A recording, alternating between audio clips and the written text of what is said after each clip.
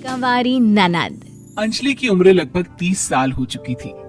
वो एक स्कूल में टीचर की जॉब करती थी। अंजलि के घर में उसकी माँ के अलावा उसका छोटा भाई और भाभी भी रहा करते थे। 30 साल की उम्र होने के बाद भी अंजलि की अब तक शादी नहीं हुई थी। इस बात को लेकर अंजलि की माँ रुक्मिणी देवी काफी परेशान रहा करती थी।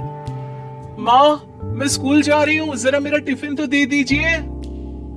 अब क्या पूरी जिंदगी मैं तुझे टिफिन बनाकर देती रहूंगी? अरे कुछ सोचा भी अपने बारे में या बस ऐसे ही? क्या माँ सुबह सुबह फिर वही बातें लेकर बैठ गई? माँ गलत क्या कह रही है अंजलि दीदी? इतनी उम्र हो चुकी है आपकी, माँ कब तक आपकी सेवा करती रहेंगी? भाभी, मैंने माँ को कब कहा कि मेरी सेवा करो? वैसे भी अपना टिफिन मैं खुद तैयार कर लेती हूँ, बस टेबल से उठाकर देने को ही तो कहा था। वैसे अंजलि दीदी, देखा जाए तो टिफिन उठाकर देने की उम्र तो आपकी है। आपका अपना घर परिवार बच्चे होते तो ये जिम्मेदारी आज आप पूरी कर रही होती। एक बात मेरी समझ में नहीं आती, अगर मेरी शादी नहीं हुई तो इसमें मेरी क्या गलती है और तुम सब लोग मेरे पीछे क्यों पड़े रहते हो?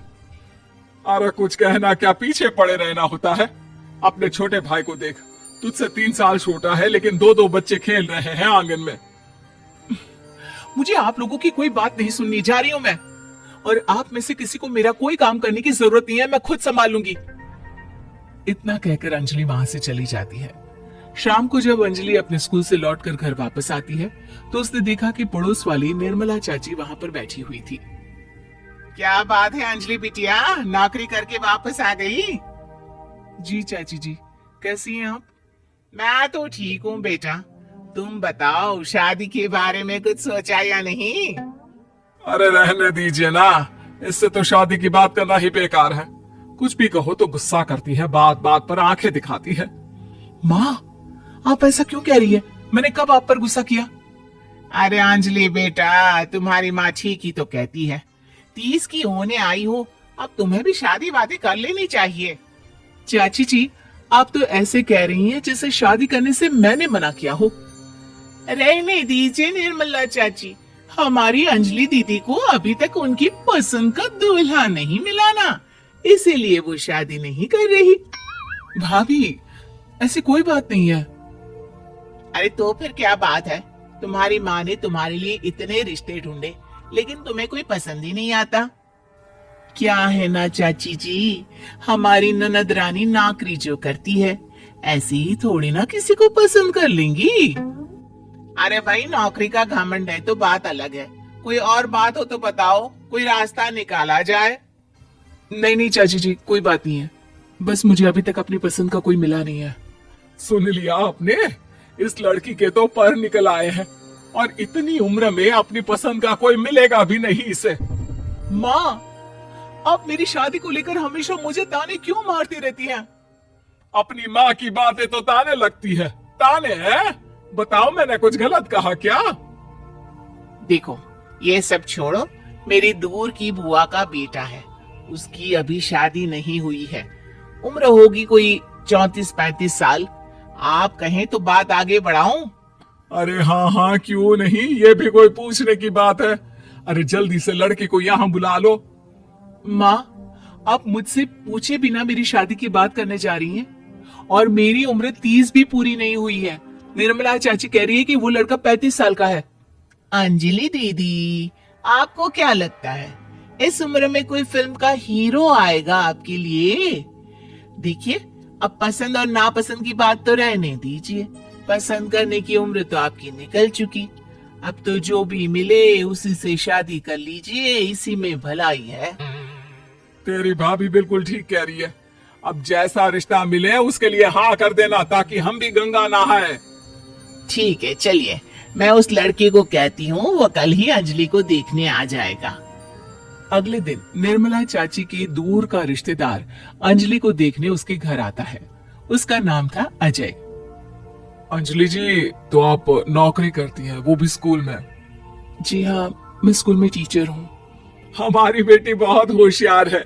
अरे पढ़ने लिखने में इतनी होशियार है, इसीलिए तो इसकी नौकरी लगी है स्कूल में।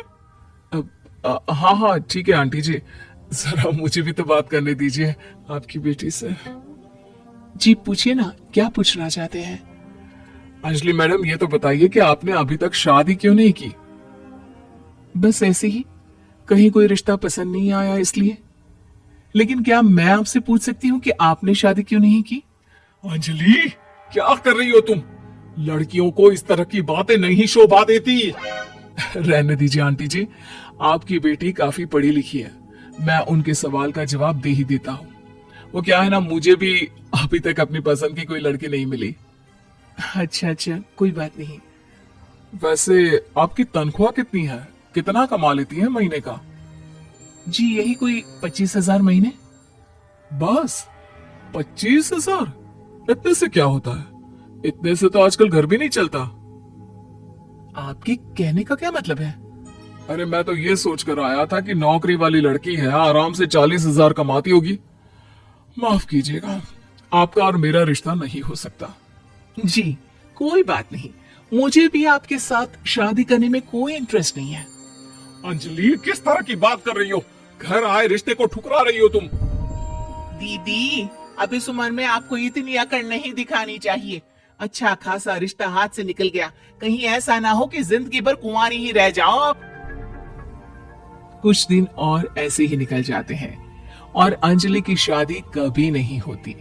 अंजलि के परिवार वाले बिंदास उसे ताने मारते रहते हैं, लेकिन अंजलि एक बड़ी नौकरी की तैयारी करती है और उसमें सिलेक्ट होने के बाद अंजलि को एक बहुत बड़ी नौकरी मिल जाती है।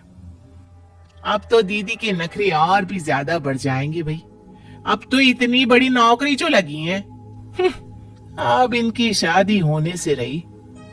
माँ, मुझे नौकरी के लिए दूसरे शहर जाना पड़ेगा। आप जानती हैं ये बहुत बड़ी जॉब है और इसमें पैसे भी बहुत ज्यादा मिलेंगे। अच्छा, कितने पैसे मिलेंगे बेटा? माँ, मुझे हर महीने 90,000 सैलरी मिलेगी। क्या? अरे वाह वाह, ये तो बहुत अच्छी बात है। लेकिन फायदा क्या? कितने भी पैसे मिले, शादी तो हुई नहीं ना तुम्हारी। अंजलि नौकरी करने के लिए दूसरे शहर में चली जाती है और जब कुछ महीनों के बाद वो वापस घर आती है तो उसे अपने पति के साथ देखकर उसके घर वाले हैरान रह जाते हैं। अरे अंजलि, तूने शादी कर ली और हमें बताया तक नहीं। और दामाद जी करते क्या हैं? इतनी बड़ी कार है उनकी। माँ, मैं आपको सब कुछ बताना चाहती थी, लेकिन आप सबकी ताने सुनकर बहुत दुखी हो गई थी और इसलिए मैंने अपनी पसंद से शादी कर ली। मेरे पति मेरे साथ ही ऑफिस में नौकरी करते हैं और बहुत बड़े अफसर हैं। और एक बात बताऊं माँ, आज मैं बहुत खुश हूं।